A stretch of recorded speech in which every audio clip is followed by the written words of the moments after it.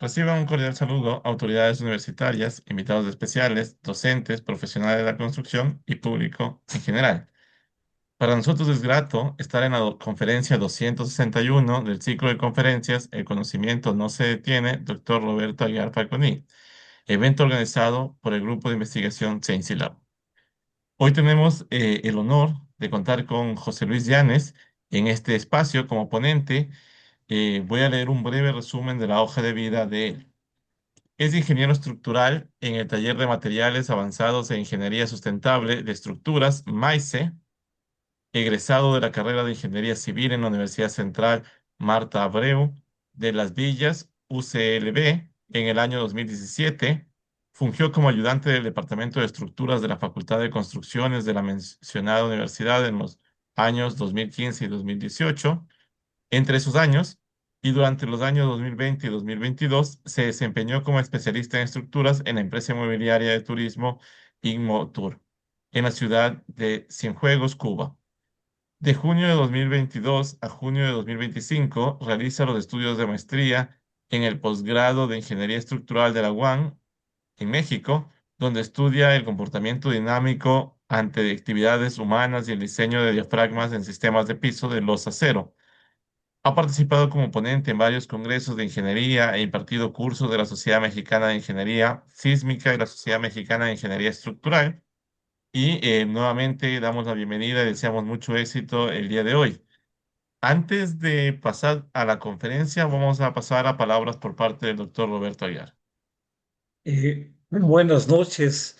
Estoy muy complacido de tener a un conferencista de gran nivel el día de hoy.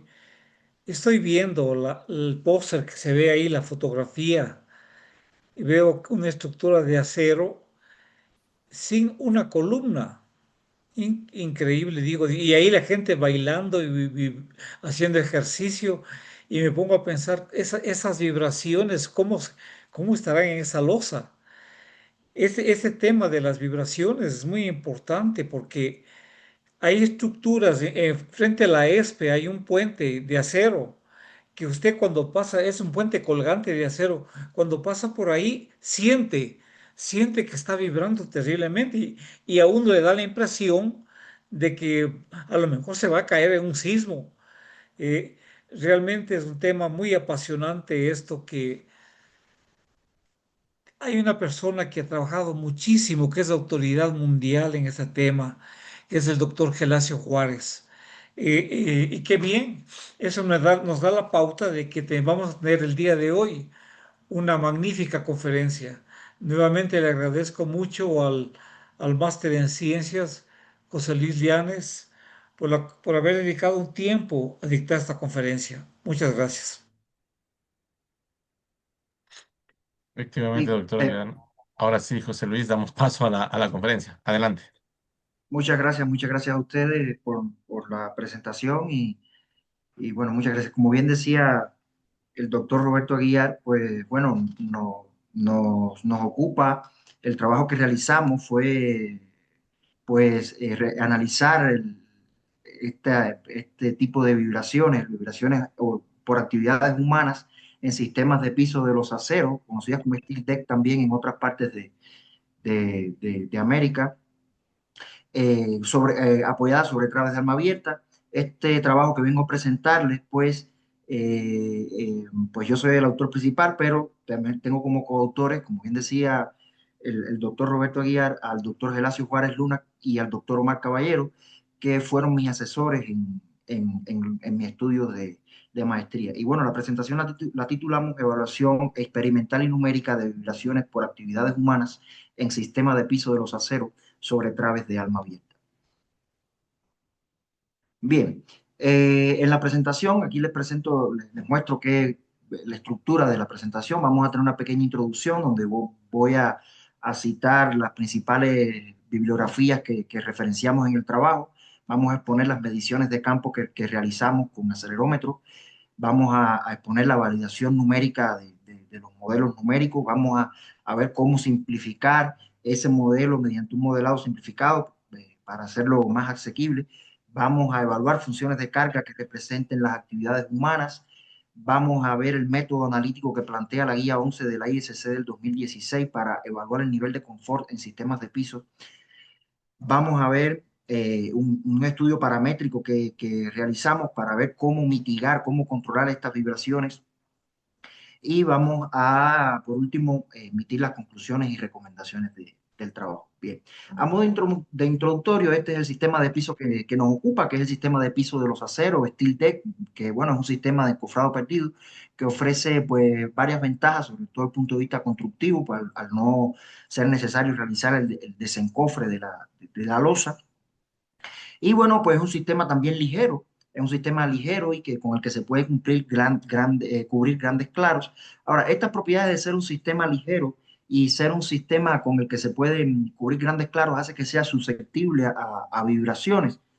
Y esto es un problema que, si bien no necesariamente puede ser un problema de resistencia, sí es un problema de la etapa de servicio de la estructura, porque es al igual que una trave que tenga una flecha grande. O sea, el ocupante del inmueble puede tener una percepción de riesgo y, bueno, en este caso incluso un problema de confort, de comodidad, pues a nadie le gusta estar sentado trabajando en un escritorio o estar acostado en una cama y sentir que la estructura donde estamos vibra. O sea, resulta eh, una percepción de riesgo que, si bien, reitero, no tiene por qué necesariamente ser un problema de resistencia a la estructura, pues bien sí, pues incomoda al ocupante. Bien, este fenómeno, tanto la guía 11 de la ICC como las normas técnicas complementarias como el SCIP 354 del 2009, lo proponen evaluarlo teniendo en cuenta estos nomogramas en los cuales en el eje de las X se plotea la frecuencia fundamental del sistema al ser este un fenómeno, al ser este un fenómeno dinámico, y bueno, en el eje de las Y pues ploteamos la aceleración pico y vemos aquí unas curvas que representan los niveles límites de perceptibilidad del ocupante. O sea, por encima de estas curvas, si dado para cada una de las funciones del inmueble, ya sea centros comerciales, salas, salas de concierto o casas habitación, oficinas, etcétera, ahí representa un nivel de confort. Si se sobrepasa esa línea, pues el sistema de piso no está apto para este tipo de función, ¿no? Y bien, esto, como vemos, es un sistema, un análisis basado en las aceleraciones, en el caso específico de la aceleración RMS y la aceleración AESPA, que están basadas en la aceleración de la raíz de la media, de la raíz cuadrada de la media de los cuadrados, ¿no? Y por otra parte, el manual IBUS enfrenta este fenómeno con este nomograma más colorido, bueno, no es un monograma, con este diagrama colorido que vemos acá, que se plotea en el eje de las X la masa modal del sistema y en el eje de las Y la frecuencia fundamental. Caemos en una zona y luego vamos a la tabla de arriba y vemos si esa zona está apta para la función que tiene el inmueble o no. Y esto es un sistema basado en velocidades. Nosotros basamos la investigación, nos vamos a basar en los métodos basados en aceleraciones. ¿Por qué los métodos basados en aceleraciones? Porque nosotros, como seres vivos, percibimos los cambios de movimiento por la aceleración. No percibimos, teóricamente podemos viajar a una velocidad en movimiento rectilíneo uniforme, a una velocidad constante, y no necesariamente tenemos que percibir el movimiento si no tenemos un punto de referencia. Bien, ahora, hay varios métodos. Estos métodos estas normativas que les expuse, todas tienen métodos analíticos para determinar la aceleración del sistema y el nivel de confort. Bueno, Pavian y colaboradores y Roy Baran y colaboradores, en 2013 y el 2020 respectivamente, pues ellos evalúan un universo de pisos de 122 y 50 respectivamente. Y bueno, ambos determinan que es la guía 11 de la ISC la que mejor predice el nivel de conformidad de los ocupantes del sistema de piso. Bien, en cuanto a la simulación del caminar, la representación numérica del caminar de las personas, bueno, la guía 11 del 2016, de la ISC del 2016, pues representa el caminar humano a través de una sumatoria de Fourier en función seno, en la que el parámetro Q representa el peso del caminante, el peso del caminante. Luego, dice que se puede despreciar la parte estática de esta función y queda de esta forma que vemos en las expresiones 1.3 y 1.5. Y bueno, da una serie de parámetros, varios valores para los parámetros de la serie de Fourier, teniendo en cuenta diferentes autores. Por su parte, el SCIP 354 del 2009 también ofrece la misma expresión que el ISC, sin embargo no plantea de que se pueda quitar la carga estática del caminante. Y bueno, pues la guía 11 del ISC del 97 pues plantea en una sumatoria de Fourier también el caminar de las personas, eh, pero en este caso en funciones coseno, no en vez de funciones seno. Y bueno, Caballero en el 2020 y Gallego también en el 2020, pues evalúan estas funciones en varios modelos numéricos y determinan que es las expresiones de la guía 11 de la ISC del 97 la que mejor representa el caminar de las personas.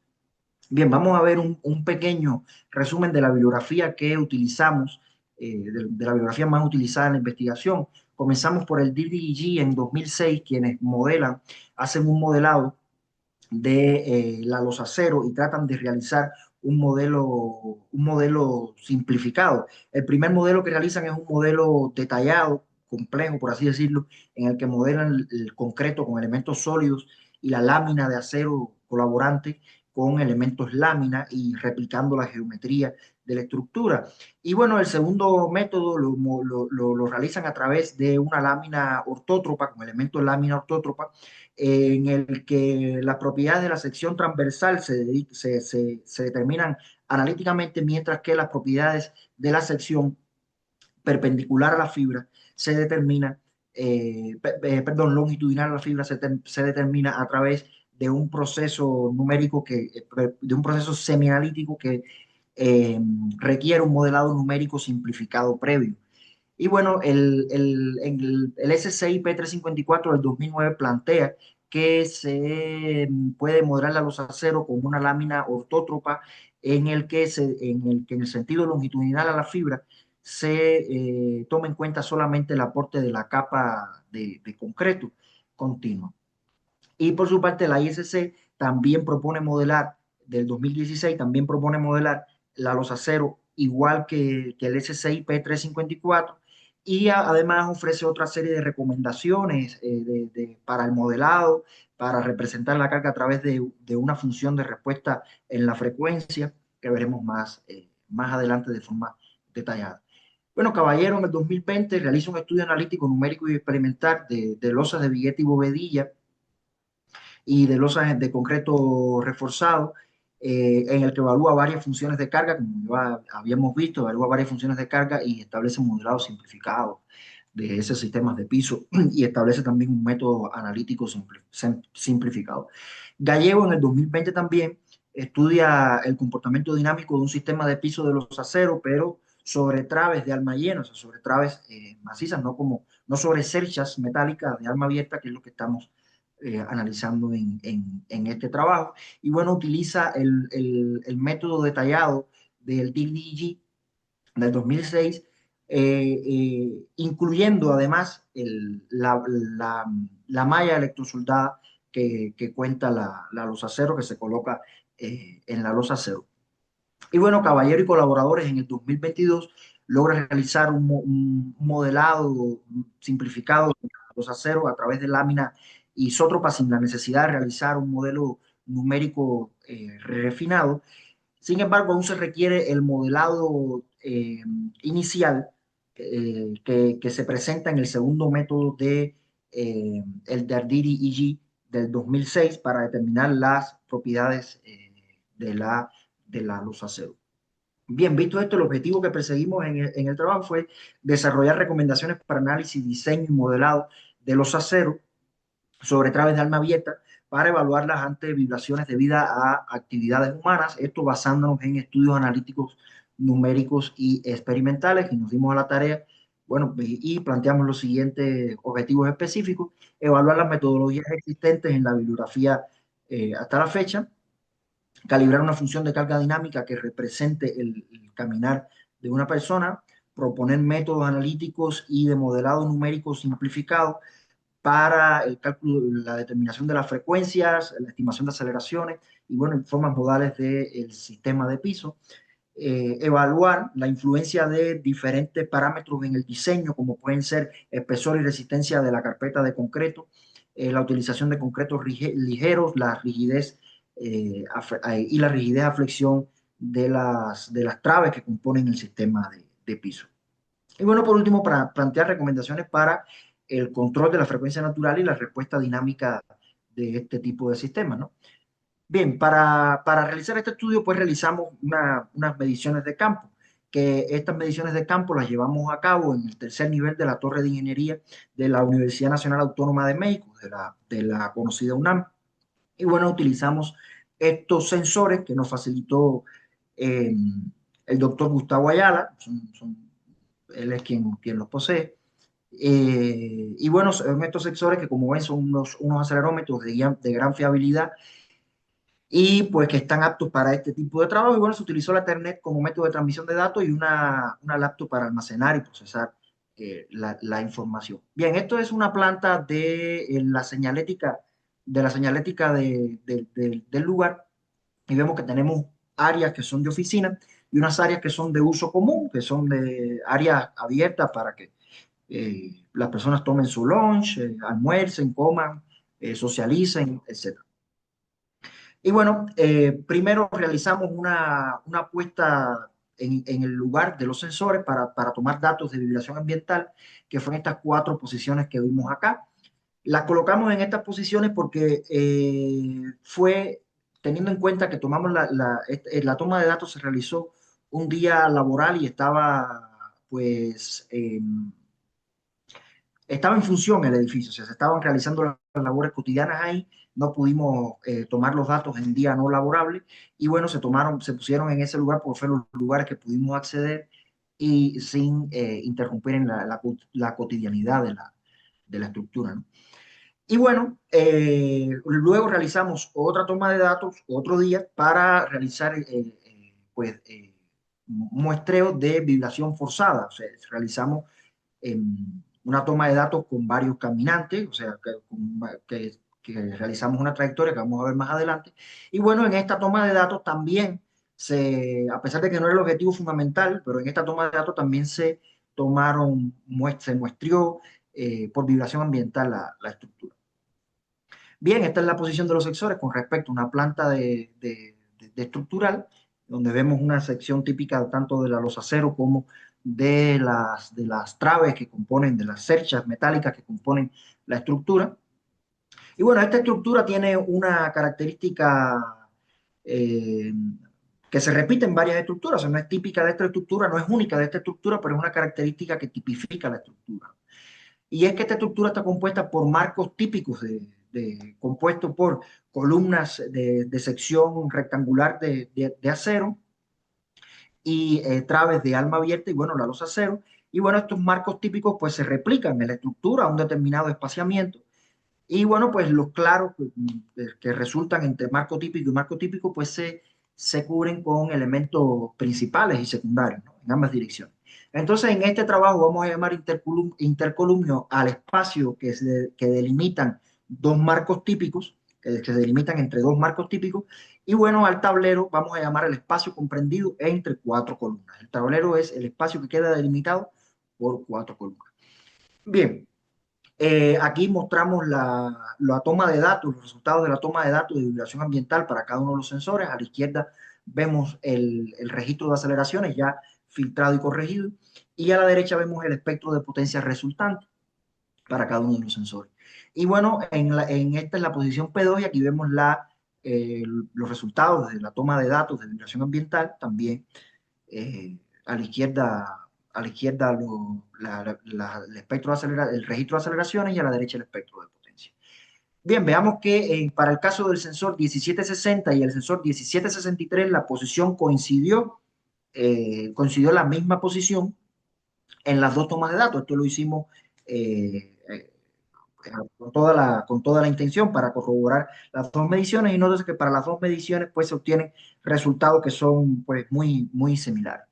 A pesar de esto, vamos a tomar, para calibrar los modelos en el dominio de la frecuencia, vamos a tomar la disposición de sensores P1 porque tenemos una mayor envergadura de toda la estructura. O sea, en la posición P2 solo instrumentamos el intercolumnio central de esa estructura y en la posición P1, perdón, pues instrumentamos 3 intercolumnios, mientras en la P2 instrumentamos solo un intercolumnio. Bueno, el ensayo de vibración forzada, pues esta fue la trayectoria que seguimos. Aquí se puede ver en la imagen animada, partiendo desde la posición del sensor 1763, cruzando por el punto donde se esperaría la mayor amplitud modal la estructura hasta la posición del sensor 1754 y luego pues cruzamos en diagonal la estructura hasta pues ya terminar en lo que sería el punto comprendido por los ejes E y 8. Y bueno, acá también pueden ver en la tabla los caminantes, cada uno con su frecuencia de paso, una altura diferente, un peso diferente y un índice de masa corporal también diferente para cada uno de los caminantes. Y bueno, aquí vemos los registros de aceleración para los ensayos de vibración forzada, perdón, y noten que hay varios puntos que sobrepasan, la aceleración sobrepasa el límite de perceptibilidad para el uso de oficinas que tiene este piso. O sea, este piso tiene un uso de oficinas y el nivel de perceptibilidad, el límite que establece las normas técnicas complementarias y la guía 11 de la ISC es de 0.005 veces la aceleración de la gravedad, lo que sería 0.5% la aceleración de la gravedad. Bien, vamos a pasar a la validación numérica del modelado. Bien, primeramente realizamos un modelo donde se modeló de forma detallada la luz acero, de igual forma que lo hizo Gallego en el 2020 y lo hicieron en el Dardiri EG en el 2006, donde modelamos el concreto con elementos sólidos, la losacero con elementos lámina y las barras de la malla electrosoldada con elementos barra.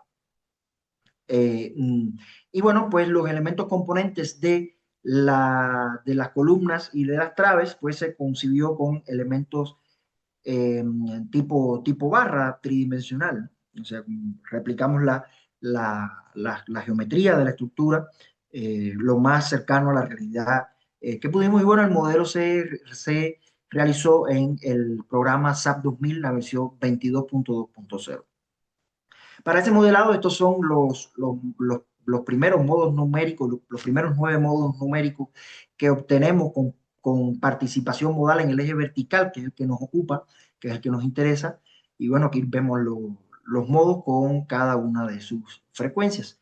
Y bueno, obtenemos que para todos los modos que obtenemos, tenemos una diferencia menor al 5% con las formas modales, entre las formas modales numéricas y las formas modales experimentales, a excepción del primer modo para el sensor 1763, qué es lo que pasa y veamos qué es lo que pasa en esta posición. Aquí, itinerante en la imagen, podemos ver la posición del sensor 1763 en la estructura y acá en la imagen a la derecha podemos ver los espectros de potencia superpuestos para los 5 sensores que se colocaron en la posición P2. Y notemos que hay un pico para los restantes cuatro sensores, a excepción del 1763, muestran un pico alrededor de los 7.7 Hz de frecuencia. Sin embargo, el sensor 1763 lo muestra desfasado del resto de los sensores. ¿Y qué es qué es lo que ocurre? Pues miren la posición donde se colocó ese sensor, lo podemos ver en esa imagen. Es una posición que está muy cerca del vano de la escalera pues al estar cerca del vano de la escalera pareciera ser que está captando el modo de vibrar de la escalera y no el modo de vibrar de la estructura como tal. Entonces ahí pues ese valor se considera como un valor espurio al no coincidir no solo con las frecuencias numéricas, sino también con las restantes frecuencias experimentales que se obtienen en los otros sensores. Y bueno, pues al considerarse un valor espurio, pues queda validado el modelado numérico. Bien, ahora este modelado numérico es costoso computacionalmente y en horas de trabajo, porque realizar ese modelado detallado de la luz acero, pues tiene un gran número de grados de libertad y requiere mucho tiempo de modelado de la persona, o sea, no solo el gasto computacional, sino también el gasto humano. Y bueno, la primera forma de reducir ese modelo fue pues reduciendo el tamaño del modelo. El Dardiri y Caballero en el 2020, Gallego en el 2020 y Caballero en el 2022 modelan tableros aislados, o sea, reducen el modelo al tablero de interés. Y pues bueno, obtuvieron buenas estimaciones de la frecuencia fundamental del sistema. ¿Cómo vamos a realizar pues el aislamiento de la zona de interés? Pues ¿qué hicimos? Tenemos el entrepiso de interés, vamos a aislar los intercolumnios de interés y vamos a aislar el tablero de interés. Y bueno, pues esto da una serie de modelos en los cuales podemos ver el criptograma en la última fila de esta tabla. Y nótese que tenemos unas disminuciones en los tiempos de análisis pues grandísimas, o sea, disminuciones siempre superiores al 92% del tiempo de análisis. Sin embargo, hay que ver qué pasa con las variaciones de la frecuencia del sistema, que es uno de los parámetros que nos ocupa. Y nótese que cuando aislamos el tablero de forma aislada, no obtenemos buena estimación en la frecuencia. O sea, es algo que nos pasó y más adelante vamos a ver el por qué. Ahora, como ya había planteado, el modelado de la losa cero de forma detallada con elementos sólidos, elementos barra, elementos lámina, es complicado, resulta complicado desde el punto de vista humano realizarlo también, ¿no? Y bueno, pues nosotros nos vamos vamos a realizar el modelado, pues realizarlo con elementos lámina, como plantea la SCI y el AISC, que plantea que se pueden modelar estos elementos con elementos lámina. Y bueno, vamos a decir, para eso nos pasamos, vamos a decir que esta es la sección de la losa cero, la sección real, vamos a decir. Y bueno, vamos a basarnos para simplificar los cálculos en esta sección equivalente. Y luego, esta sección equivalente la vamos a llevar a esta sección transformada, que va a ser la sección que vamos a modelar. ¿Y qué es lo que decimos? Bueno, pues vamos a mantener constante la rigidez a flexión de la losa, vamos a despreciar las deformaciones por cortante y vamos a obtener un espesor de losa equivalente. Y bueno, esto nos da un peralte de la losa y un módulo de elasticidad del concreto para modelar esto. Ahora bien, eso es en la sección transversal de la losa, pero longitudinalmente a las fibras tenemos dos secciones que trabajan, la sección 1.1 y la sección 2.2, que es lo que plantea la guía 11 del ISC y el SCI P354, pues que se debe modelar estos elementos con componentes ortótropos teniendo en cuenta solamente el aporte de la sección 2.2. Y bueno, pues esto nos da que tenemos que modificar la rigidez de esta losa equivalente por la relación R1, que es la relación entre la inercia 2.2 y la inercia equivalente de la sección.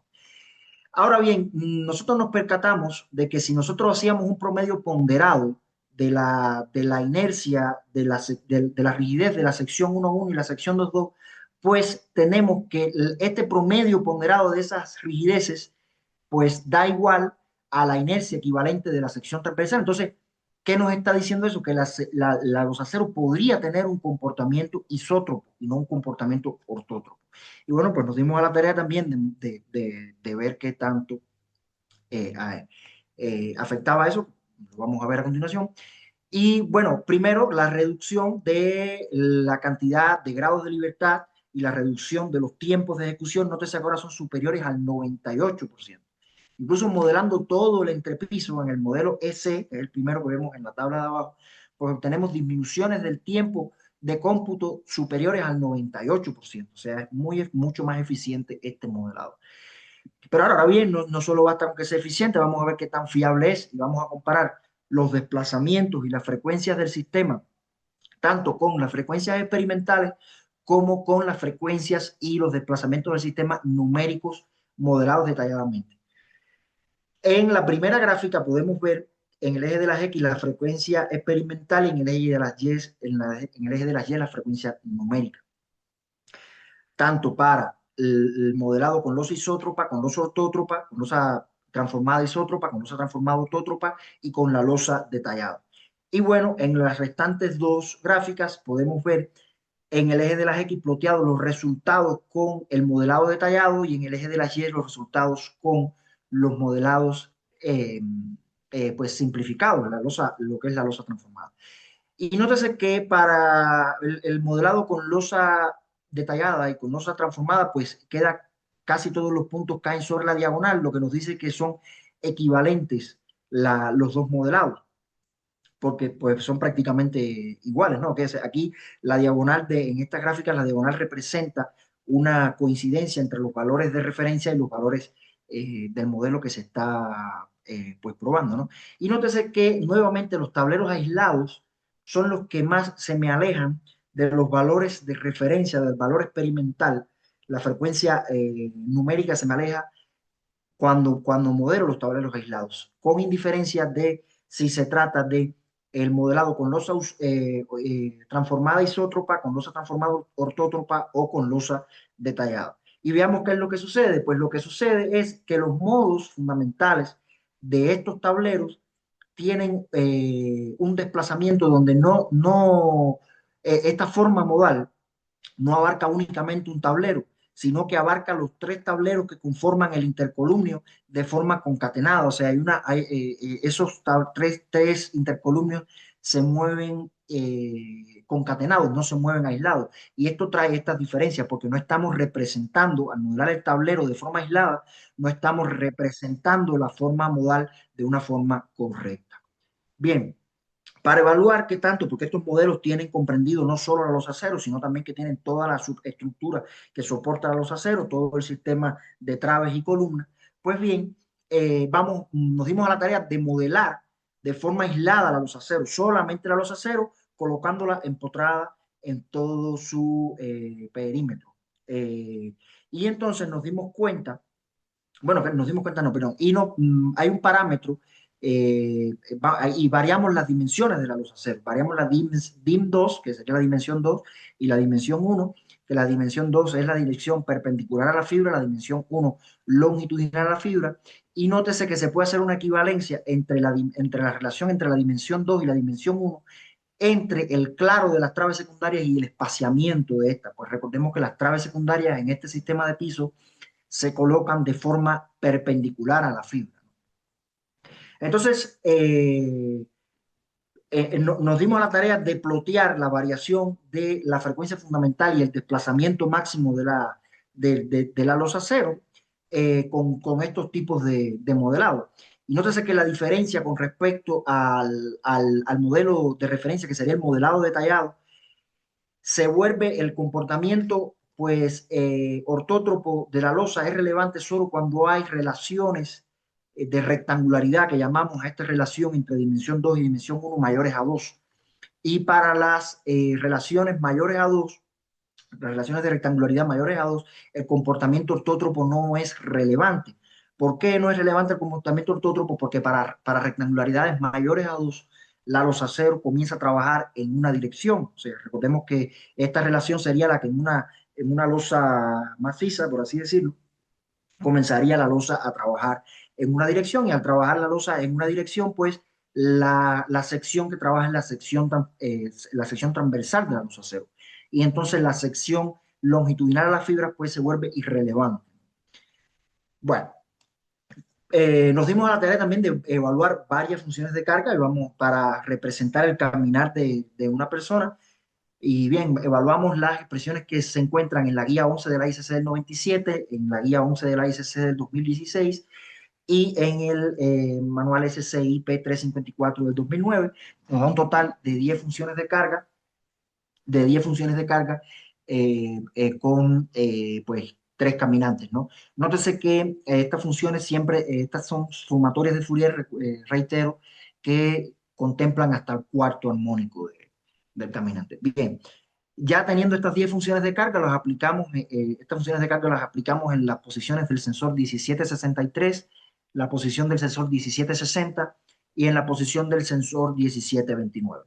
Luego de aplicada la carga, pues para un amortiguamiento del 3% obtenemos el registro tiempo-historia en aceleraciones para el propio punto de aplicación de la carga. ¿Por qué en el propio punto de aplicación de la carga? Porque recordemos que en la trayectoria, si recordamos la diapositiva donde se muestra la trayectoria de los caminantes pasa muy cerca de donde se colocaron los sensores e incluso hasta por encima del sensor, no pisándolo, pero no pisando el sensor directamente, pero sí, o sea, las pisadas pues caen cerca de la posición del sensor. Luego que obtenemos este registro de aceleraciones, pues transformamos, obtenemos la raíz cuadrada de la media de los cuadrados y multiplicamos ese valor por raíz de 2 y obtenemos el valor de ESPA, que es el valor que plantea la guía 11 de la ASC para determinar el nivel de confort de estos sistemas de piso. Bien, veamos, aquí tenemos pues, nomogramas igual, donde el valor de referencia se encuentra en el eje de las X y el valor que estamos obteniendo del modelado numérico, o sea, el valor experimental en el eje de las X y el valor numérico en el eje de las Y, de aceleración máxima en el registro tiempo-historia.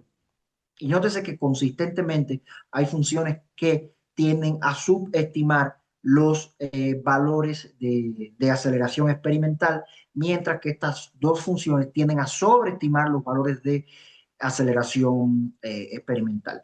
Y bueno, obtenemos estas tres expresiones que pues hay una distribución, digamos que a ambos lados de la diagonal, que son las que mejor estimación ofrecen de la aceleración experimental. Ahora también evaluamos la aceleración AEPA, anteriormente era la aceleración máxima en el registro tiempo-historia de aceleraciones,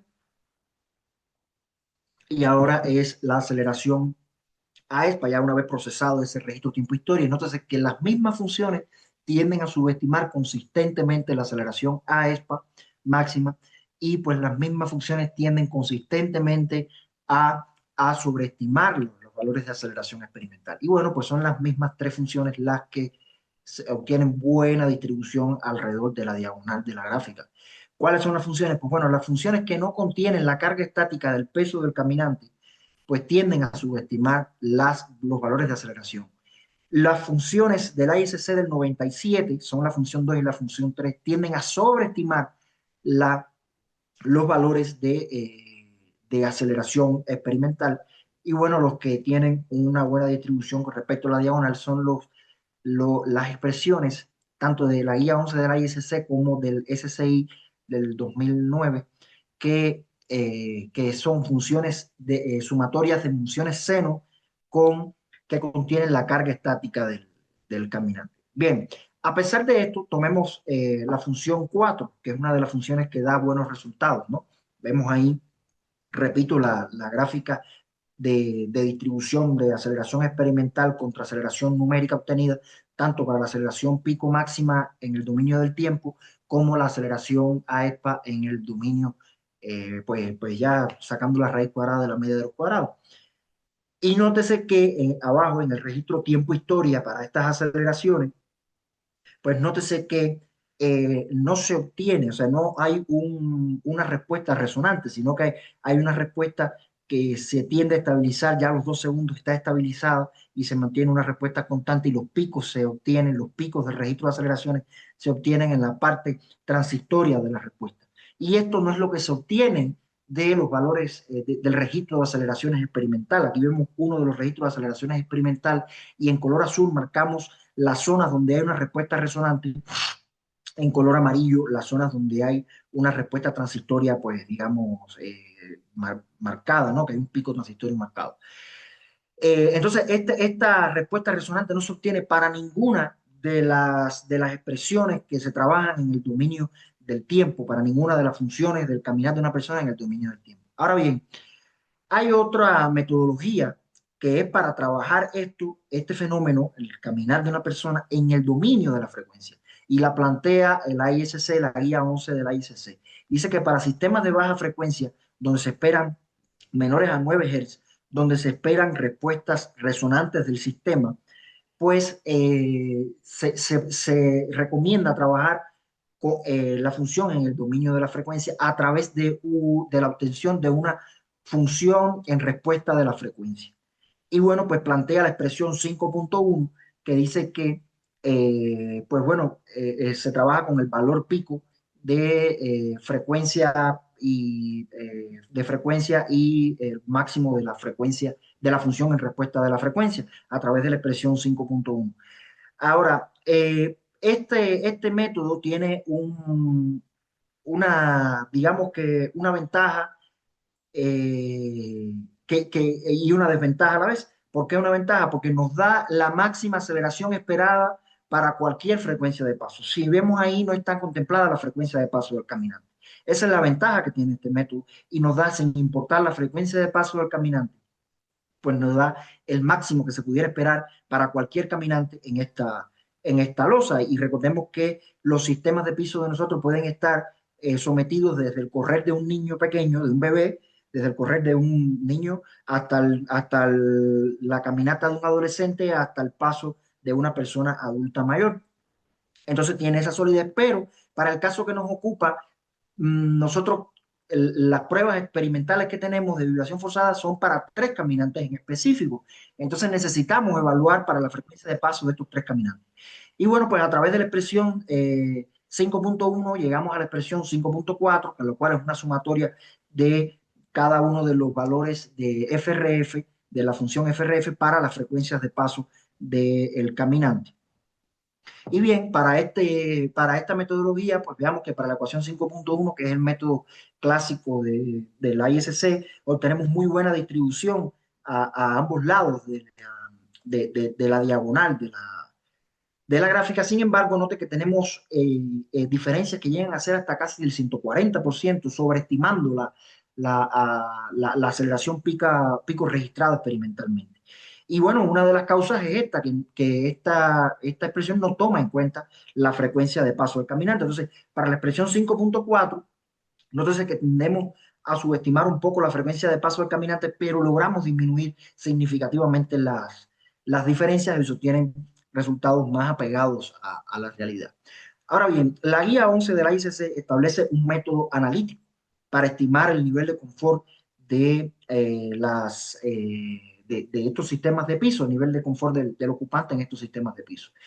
Y bueno, esta metodología lo que hace es estimar la frecuencia del sistema a partir de la flecha obtenida para las traves secundarias y las traves principales del sistema, y lo que bueno plantea modificar la inercia de la sección de las traves teniendo en consideración el tipo de trave que es, la relación entre longitud y peralte de la trave, el tipo de apoyo que tiene la trave, etc.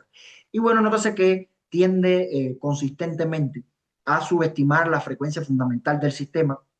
Y bueno, esto lo habíamos visto ya en la bibliografía, en Paven y colaboradores, queda registrado que esta metodología tiende a subestimar consistentemente la frecuencia fundamental del sistema. Perdón. Y bueno, para determinar la aceleración pico del sistema, pues plantea la expresión 6.11 que está basada en la respuesta del sistema a un grado de un sistema a un grado de libertad. Y bueno, pues plantea cómo determinar cada uno de los parámetros. Y aquí nuevamente lo más significativo es que plantea una serie de expresiones para determinar el ancho el ancho colaborante para el cual vamos a determinar el peso modal, digamos así, el peso modal del sistema para las traves secundarias y para las traves principales, ¿no? Y entonces también tiene en cuenta una serie de parámetros que toman en consideración el tipo de trave con que se está trabajando, la posición, si el tablero tiene vanos, si el tablero es un tablero que está emboladizo, etcétera.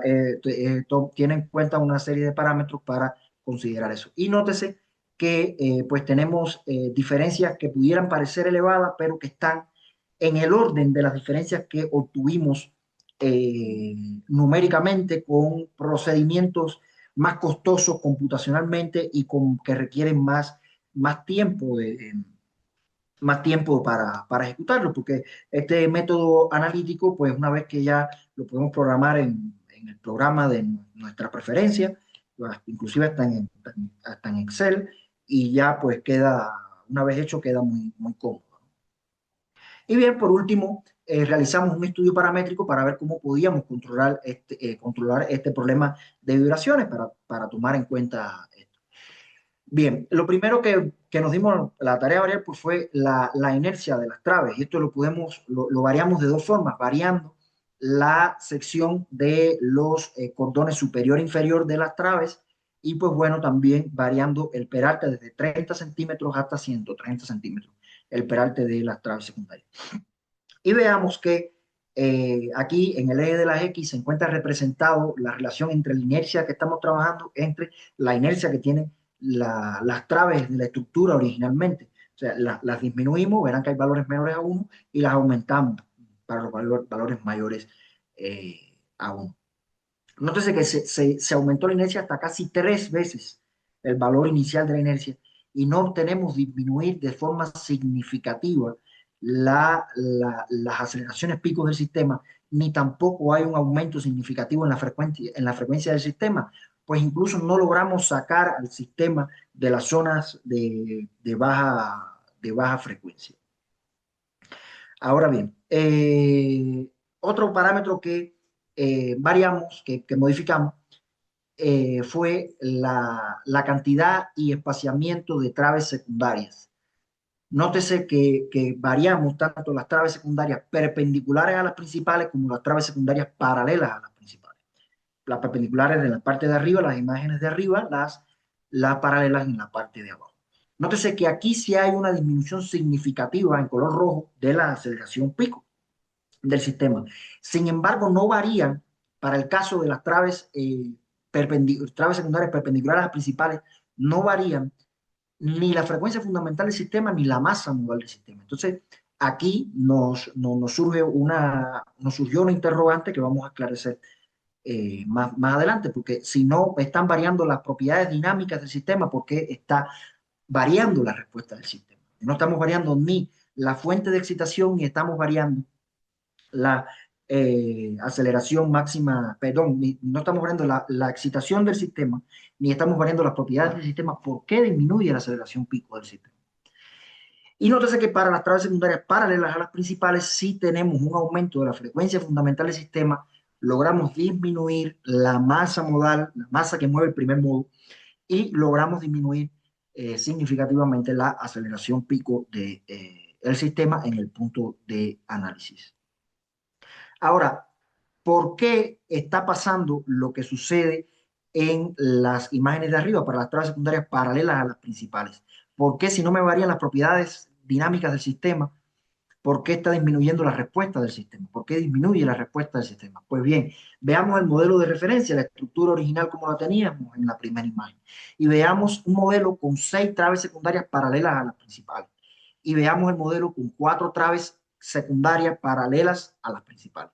Nótese que el punto de máxima amplitud modal se mueve del centro del intercolumnio hacia la zona del vano de la escalera. Y entonces esto hace consigo que hay bueno, pues como vemos, hay un desplazamiento del punto de máxima amplitud modal. Entonces, ¿qué sucede cuando analizamos el punto de máxima amplitud modal? Pues cuando analizamos el punto de máxima amplitud modal, aplicamos la carga en el punto de máxima amplitud modal y extraemos el registro de aceleraciones del punto de máxima amplitud modal, pues tenemos que cuando modificamos las traves secundarias perpendiculares a las principales, no hay una prácticamente modificación en el sistema. O sea, por mucho que aumentamos hasta 8 el número de traves y no logramos prácticamente variar la respuesta del sistema ni la frecuencia fundamental del sistema. Sin embargo, cuando lo hacemos para el número de traves secundarias paralelas a las principales, pues sí obtenemos una disminución de la masa modal, una disminución de la frecuencia, obtenemos una disminución también de la aceleración pico, nuevamente en color rojo. Bien, otro parámetro que variamos fue el aporte de la losa cero, el aporte propio de la losa cero, ¿no? ¿Y cómo podemos variar el aporte de la losa cero? Pues variando las propiedades mecánicas del concreto, desde 210 kilogramos por centímetro cuadrado, que es el mínimo que establecen la mayoría de los manuales del mínimo de resistencia para este tipo de elementos, hasta 500 kilogramos por centímetro cuadrado. También variamos el espesor de la carpeta de concreto desde 5 hasta 12 centímetros. Y bueno, también evaluamos la utilización de concretos ligeros, el cual hay que tener en cuenta que cuando se utilizan concretos ligeros no solo se modifica la densidad de este concreto, el peso propio de este concreto, sino que también se modifica el módulo elástico, pues los concretos ligeros, por regla general, tienen menor módulo elástico que los concretos convencionales. Ahora bien, veamos qué es lo que pasa cuando variamos las propiedades mecánicas del concreto, o sea, el módulo elástico del concreto, que en fin es el que incide en la respuesta del sistema, en las propiedades mecánicas del sistema.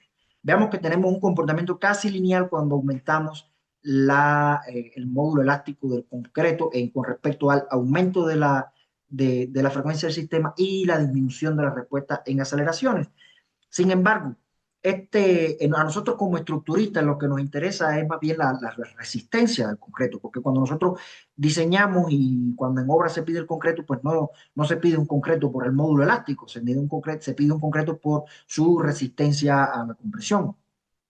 Entonces, pues veamos que ya cuando ploteamos la respuesta del sistema y las propiedades del sistema con respecto a la resistencia a compresión del concreto, tenemos que no hay una variación lineal del concreto.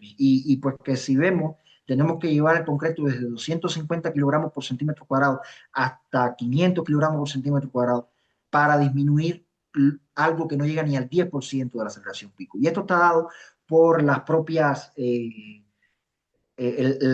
características que tiene la curva, digamos, cuando planteamos la curva del módulo elástico en función de la resistencia a compresión del concreto, nótese que la relación pues no es lineal y que es necesario aumentar un valor significativo de la resistencia al concreto para variar, para aumentar el módulo elástico. Y bueno, que también tenemos ahí un salto cualitativo en la resistencia, perdón, en el módulo elástico del concreto cuando se tienen concretos de menos de 25 megapascales de resistencia. Esto está dado, tal vez en otras normativas no sea así, pero así lo estipula la normativa de la Ciudad de México, que fue la que se utilizó para estimar el módulo elástico del concreto, que para concretos de menos de 25 megapascales de resistencia, pues cambia la expresión y se tiene este salto en el módulo elástico del concreto. Bien, veamos qué es lo que pasa con la variación del espesor del concreto. Veamos que con la expresión perdón, con la variación del espesor de concreto, la frecuencia fundamental del sistema prácticamente no varía, se mantiene casi constante. Sin embargo, aumentamos la masa modal del sistema y esta masa modal, al aumentar la masa modal del sistema, hace que disminuyan las aceleraciones resultantes hasta un 40%, lo cual, bueno, sí es algo significativo.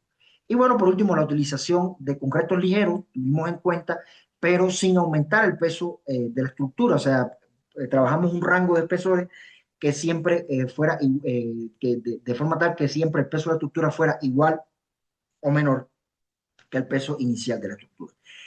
Y nótese que para espesores pequeños lo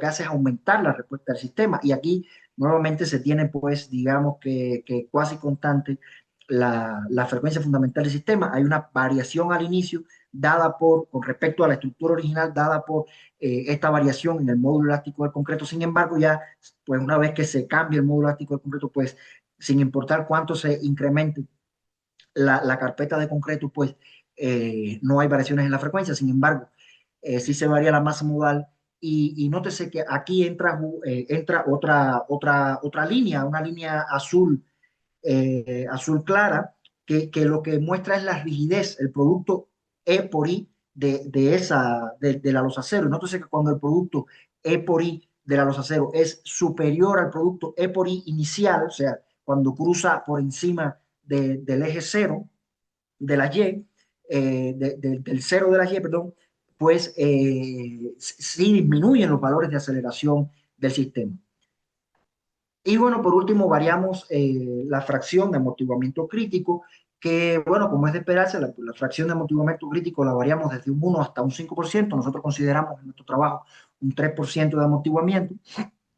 Y bueno, nótese que no mostramos gráficas de la frecuencia fundamental, pues bueno, estas variaciones de la frecuencia fundamental en el rango del 1 al 5%, pues no afectan de forma significativa la estimación de la frecuencia.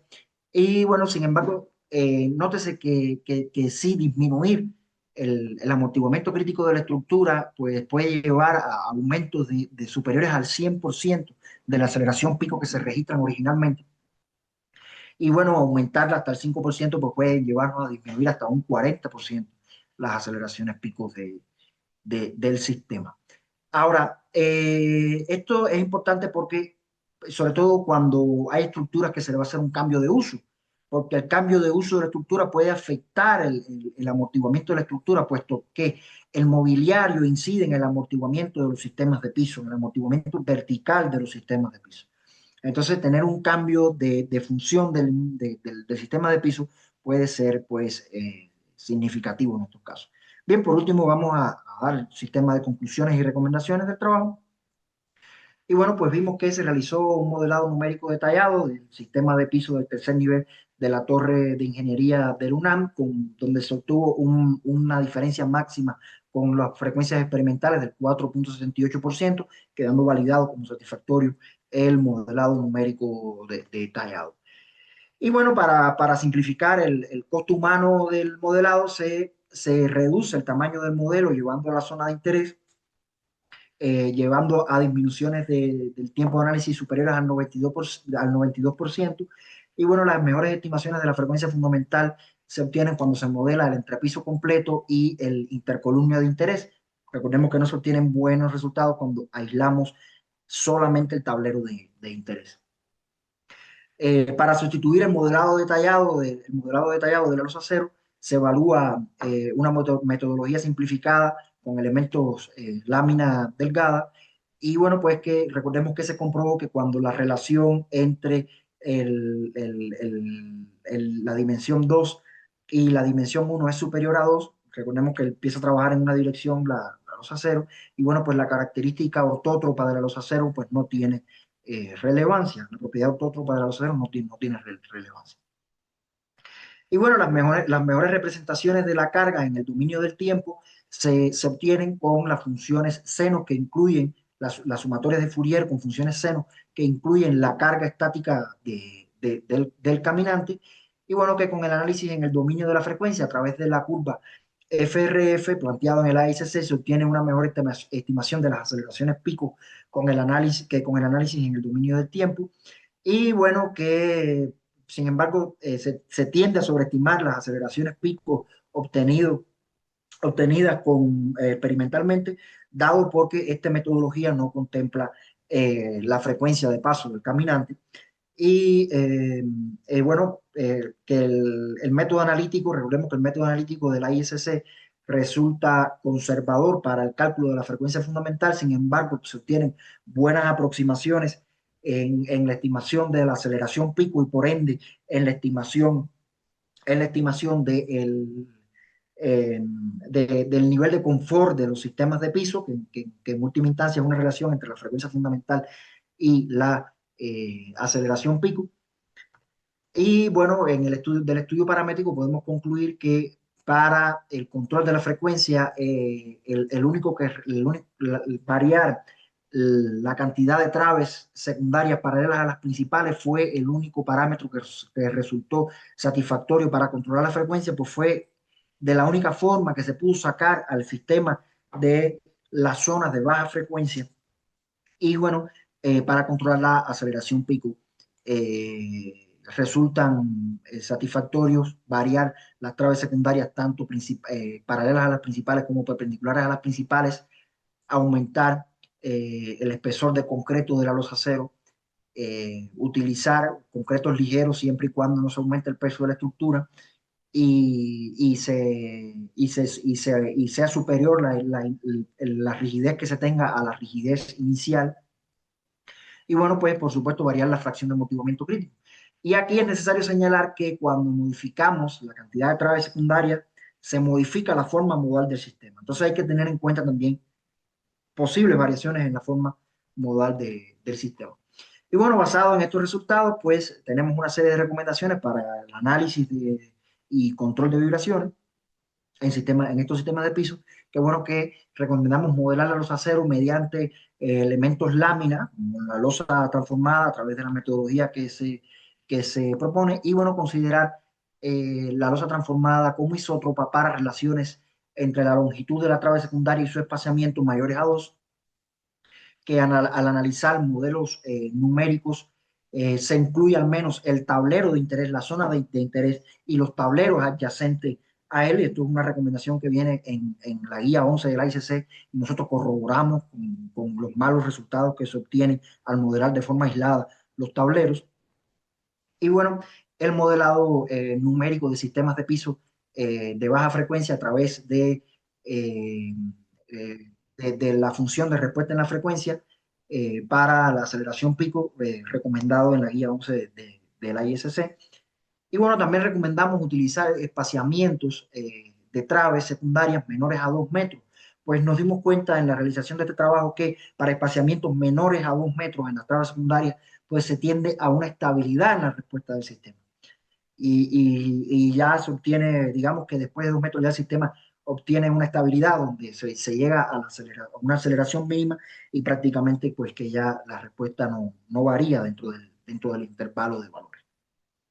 Y bueno, también recomendamos utilizar concretos clase 1 con resistencias a compresión mayores a 25 megapascal, pues el salto cualitativo que hay en el módulo elástico del concreto para concretos menores a 25 megapascal incide de forma negativa en su módulo elástico. Y bueno, esto hace que pues, el sistema tenga menor rigidez y por tanto disminuya la frecuencia fundamental del sistema y aumenta la aceleración pico. Y una recomendación que damos, que es un hábito que tenemos a veces los estructuristas de sobreestimar las cargas, en este caso no es saludable, porque al sobreestimar las cargas, si bien estamos siendo conservadores a la hora de estimar la frecuencia fundamental del sistema, se pudiera estar sobreestimando la aceleración pico del sistema, dada la relación inversa que hay entre la masa modal y, y la aceleración del sistema. Entonces, sí, mayores cargas vamos a tener menor frecuencia, pero vamos a estar, se puede estar sobreestimando la masa modal del sistema, lo que llevaría a aceleraciones pico menores. Presento pues, la bibliografía que se utilizó en el trabajo y pues bueno, les doy las gracias y hasta aquí la presentación. Quedó abierto a si tienen preguntas, algunas consideraciones. Muchas gracias. Perfecto, José Luis, muchas gracias a ti por la presentación. Una brillante presentación, muy didáctica y un gran trabajo. A continuación tenemos las preguntas por parte de los asistentes. La primera pregunta es, desde el punto de vista numérico, ¿cuáles serían los siguientes pasos en el caso de querer hacer investigación de magíster?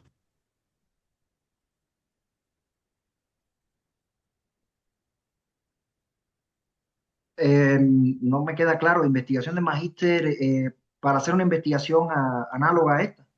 Me parece que sí, o cuáles son las brechas que todavía quedan pendientes, digamos, en este campo. Bueno, quedan brechas, por ejemplo, bueno, primero voy a decir la metodología que nosotros seguimos. Nosotros realizamos toma de datos experimentales, que ahí vieron que los realizamos en el tercer nivel de la torre de ingeniería de la UNAM. Realizamos esa toma de datos experimentales para tener con qué calibrar los modelos.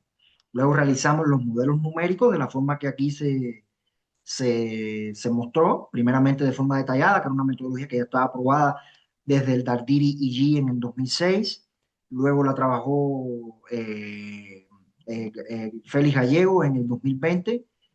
Y luego, pues la trabajé yo. O sea, la historia, digamos, el histórico de las investigaciones que se realizaron porque el equipo de investigación del doctor Gelazo. El Dardiri no forma parte del equipo del doctor Gelazo, es una bibliografía que utilizamos para realizar el modelado detallado y que nos basamos también para realizar los modelados simplificados. Ya una vez que teníamos el modelo calibrado, calibramos el modelo con los valores experimentales, pues nos dimos a la tarea de, bueno, primero, ¿cómo simplificamos este modelo que está demasiado complejo? ¿Cómo lo simplificamos? Entonces ahí sale todo este tema de modelar la losa cero con elementos lámina, ya sea isótropa u ortótropa, la lámina, pero modelar la losa cero con elementos lámina. Y ya una vez que tuvimos los elementos modelados, pues nos dimos la tarea de realizar un estudio paramétrico, de ver cómo incidía variar las propiedades mecánicas y geométricas de los diferentes componentes de la estructura para ver cómo incidían esos parámetros. Esa fue la metodología que nosotros seguimos. Y bueno, también evaluamos el método analítico de la ISC, pero bueno, es un método analítico que se evalúa de forma fácil, de forma sencilla, digamos que rápida, y es el método que proponemos para evaluar este tipo de sistemas de piso por vibraciones, ¿no? Y quedan varias brechas, o sea, si me pregunta a mí, quedan las brechas de ver, el ISC dice que son potencialmente peligrosos, son potencialmente susceptibles a este tipo de vibraciones los tableros que contienen vanos y los tableros que contienen volados. Entonces, eso nosotros no lo analizamos y es algo que nos dimos cuenta también en el desarrollo de la investigación. ¿Por qué? Primero, por la no congruencia del sensor, del valor experimental del sensor que colocamos cerca del vano con el resto de valores de los otros sensores. Y luego vimos cómo se va moviendo el punto de máxima amplitud modal cuando variamos la inercia el espaciamiento de las traves, cuando variamos el espaciamiento de las traves secundarias, cómo va moviéndose el punto de máxima amplitud modal, cómo se va moviendo hacia la zona del vano. O sea, comprobamos que tiene razón la guía 11 de la ISC cuando plantea que son fuertemente susceptibles las estructuras que tienen ese tipo de irregularidades, los tableros que tienen ese tipo de irregularidades, lo comprobamos. Entonces ahí queda una brecha, creo yo, que amplia para futuros trabajos. Y creo que también hay una brecha que hay muchísimos autores que han tratado de representar el caminar de las personas. Ahí hay una brecha grande porque si se dan cuenta, nosotros obtuvimos resultados que no son los ideales que esperaríamos para este tipo de trabajo. O sea, no tenemos buena estimación de la aceleración pico, sobre todo en las funciones de carga, en el dominio del tiempo. Y bueno, está este método del dominio de la frecuencia en sistemas de piso de baja frecuencia, que sí resulta más eficiente, ¿no? O sea, resulta mucho más eficiente. Y yo creo que ahí también en evaluar más funciones de carga, realizar experimentos de funciones de carga, hay otro sinfín Yo evalué 10 funciones de carga en mi trabajo. Gallegos y Omar Caballero en su tesis de maestría y doctorado respectivamente evalúan otras funciones que yo no evalué porque ya a ellos no les dio buenos resultados en el dominio del tiempo y ya no las tuve yo en consideración. Pero sí existen muchísimas funciones de carga e inclusive funciones de carga que no se parecen entre ellas, o sea, no tienen, uno las ve y la forma de la función prácticamente que no tiene nada que ver una con otra. Entonces hay una gran incongruencia en la literatura con respecto a ese tema. Y bueno, son campos que quedan abiertos. No sé si quedó respondida la pregunta. Si no, estoy dispuesto a indagar. Yo creo que sí, José Luis. Muchas gracias por la explicación con ese nivel de detalle. Y una última pregunta respecto al agrietamiento. Cuando se modelan este tipo de losas en programas como SAP 2000 o TAPS en hormigón, ¿se debe incluir un agrietamiento similar a lo que se hace en hormigón armado para losas aligeradas o no? Bueno, la guía 11 de la ICC no plantea ningún agrietamiento y nosotros no lo tuvimos en cuenta tampoco. Y bueno, obtuvimos buenos resultados con la validación numérica. ¿Por qué no se incluye el agrietamiento? Porque es un fenómeno de servicio. Aunque sí tengamos grieta y todos sabemos que el concreto tiene grieta siempre, pues la abertura de la grieta es muy pequeña. La abertura de la grieta es muy pequeña y pues en este caso no es significativo, digamos, la pérdida de la inercia de la sección, de la rigidez de la sección por el agrietamiento.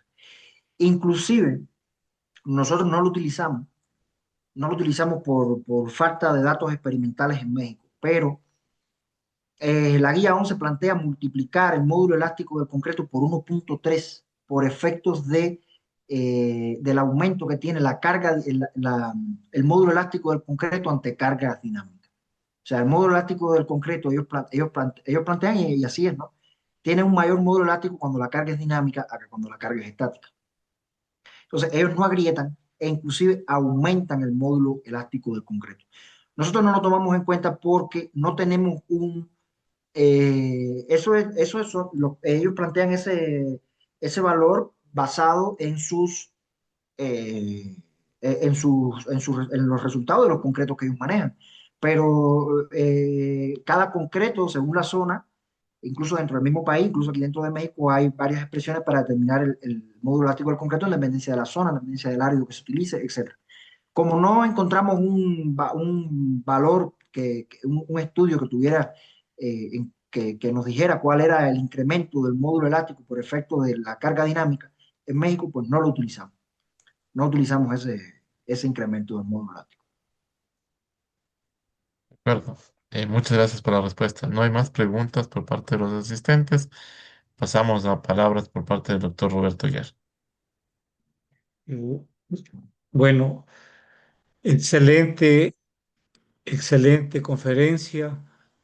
Me gustó muchísimo la parte práctica que hicieron evaluando la frecuencia y la respuesta en un edificio real de la UNAM. Eso le da más categoría a su investigación.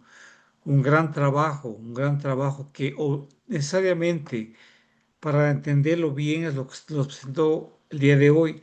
Hay que volver a verlo, hay que volver a leerlo con mucho detenimiento y por lo que yo le pido de favor si nos puede enviar el PDF de su presentación, porque con el PDF más el video que tenemos, yo acostumbro a ir viendo el video paso a paso y el PDF, y ahí uno va entendiendo este problema tan importante.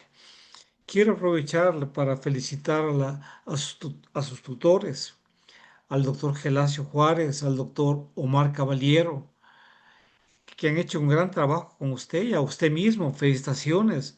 Felicitaciones. Yo estaba pensando también, era con el trabajo que ha hecho el maestro José Luis Llanes, creo que trabajando un poco más en esta misma temática, usted estaría ya candidato a un doctorado. Siga trabajando en esto, que ha trabajado ya mucho. Ha trabajado mucho y sígale ahí. Felicitaciones. Muchas gracias. Te lo agradezco. Eh, bueno, no sé si, nada, ¿qué le digo? Agradecerle a ustedes, eh, agradecer al Sensi, a usted, doctor Roberto Villar, a Brian Cagua, que estuvo atento con la organización de la conferencia. Muchas gracias. Y agradecer también a mis asesores, al doctor Gustavo Ayala, que nos abrió las puertas de la Torre de Ingeniería del UNAM y facilitó los equipos para, eh, para realizar las mediciones. Agradecer también, por supuesto, al CONACYT de México, que fui beneficiario de una beca CONACYT. Y bueno, decir bueno, que es una investigación hecha en México, a pesar de que yo soy cubano y en el póster de la presentación está la bandera de Cuba, pues agradecerle a México también por abrirme las puertas, ¿no? Y permitirme superarme y permitirme hacerme maestro y llevar a cabo esta investigación. Y bueno, muchas gracias, les reitero, muy agradecido y sí, sí, no hay problema con enviarle el PDF, se lo hago llegar Muy amable. Muchas gracias. a ustedes. Bueno, antes de despedirnos, yo quisiera compartir un certificado de agradecimiento al maestro ingeniero José Luis Llanes Araujo por su destacada participación, por dedicarle el tiempo a estar acá y a preparar esta magnífica conferencia con el tema Evaluación experimental y numérica de vibraciones por actividades humanas en sistemas los acero sobre traves de alma abierta. Firma mi persona como coordinador de la red de Ciencia Lab. Y agradecemos también por a todos los asistentes por acompañarnos lunes a lunes acá en este espacio. Un saludo al doctor Gelacio, al doctor Omar y a todos los que nos acompañan el día de hoy acá. Eso Muchas gracias. simplemente, y bueno, yo me despido, que tengan una muy buena noche, pasen muy bien. Muchas Muchas gracias. Muchas gracias. gracias a todos los participantes. Gracias, A José Luis. usted. Pasen bien.